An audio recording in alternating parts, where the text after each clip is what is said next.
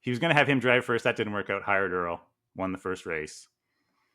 But then he bought another car. They finished, like, he bought a brand new 1982 Junior Hanley, cool car, like best of the best with more like an outlaw body on it. Whereas the first car was like a more of an 80s Camaro style.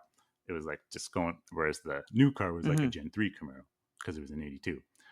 But then there was a funny story with that, and it ended up with Junior buying the car back and with like a bag of cash, literally like 25,000 US cash. My dad said it smelled like it had been buried. Like, and he came over and just dropped that. And he says it was in like US 100, so it was hard to cash at the bank. The bank going to take all 25,000 at once, right?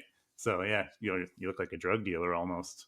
But yeah, so there's a little squirrel with that car. And then the second year they ran it, my dad, Earl would take 100% of the pay. My dad got sick of that, so he found one of the young upstarts that he thought was a good hot shoe, and it turned out to be right because he's now a Canadian Hall of Famer, and that's Stompin' Tom Walters, and he gave him like his first like super late model shot, and yeah, they won a bunch of races that year as well, and they both made money, and that's my because like my dad would get half the pay and Tom would get half the pay, so yeah, he says that was some of his best years in racing. Fun fact about my dad, like back then, because like the drag racing back then was pretty big, and he was the first guy to ever bring an enclosed trailer to Delaware